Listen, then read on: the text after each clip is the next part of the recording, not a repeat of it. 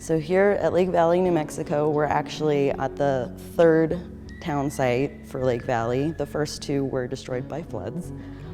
So Lake Valley got its start in about 1876 when they discovered silver ore in the area. And it depends on who's telling the story, whether it's two ranchers or two cowboys. It did pretty well for mining.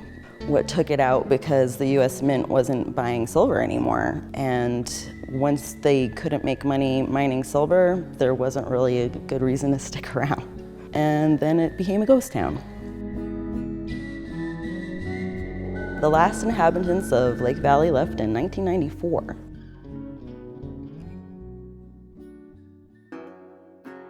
One of the more interesting stories about Lake Valley is its claim to fame. It's called the Bridal Chamber. It's a chamber that they found while mining for silver, and inside that chamber the silver ore was so pure that they were able to ship it directly from the mine to the US Mint. A portion of that was put on display at the World's Fair during that time, so it was kind of a big deal. And fully half of all silver mined here at Lake Valley came from the Bridal Chamber.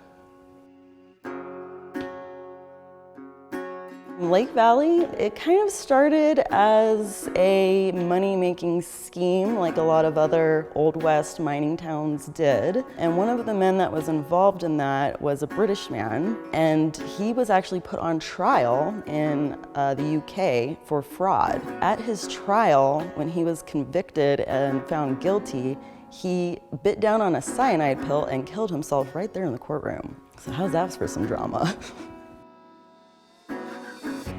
So there are various myths and legends attached to Lake Valley, just like any ghost town in the Old West. One of those people, her name is Sadie Orchard. She arrived here, I believe, a little bit after the mining boom had stopped. She ran her own stagecoach service that connected Lake Valley to Hillsborough and Kingston. And Kingston owned a hotel and brothel. So she was quite the businesswoman. She had quite the reputation as being a very feisty character. That's one of the more colorful characters that you can learn about here at Lake Valley.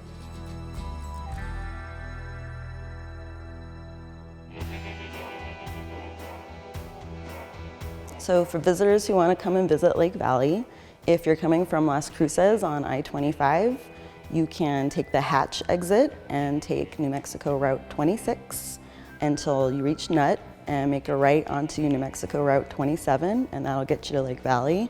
The site here is open from Wednesday until Sunday. That's when the caretakers are here to open the gate if you're arriving by car.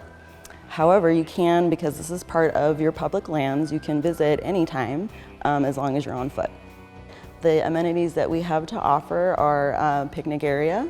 We have a brand new public vault toilet, very nice, adds to the convenience of visiting Lake Valley. We also have various walking trails. We have a self-led tour, and you can see a really good example of what schoolhouses in southern New Mexico looked like in the early 1900s. So as far as handicap access goes, we are in the planning stages of putting in an ADA accessible ramp, and we are going to be putting in more wheelchair-friendly paths so that the whole site can be accessible to everyone. When people come to visit Lake Valley, they can expect to see old buildings dating anywhere from the late 1880s to around 1950 or so. A lot of the buildings have been here for a while, and as people lived here, they would add on to them and add on to them and add on to them. So you'll see different building styles over time. So it's really a nice record of what buildings looked like in a residential town in southern New Mexico in the late 1800s and early 1900s.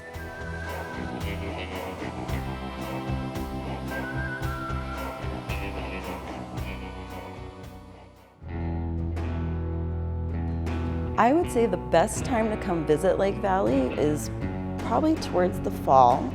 That way you avoid the high temperatures of summertime, and also you avoid the windy season. It does get very windy here at Lake Valley, and that's actually one of the main causes of destruction and degradation to our buildings, is just the sheer force of the wind.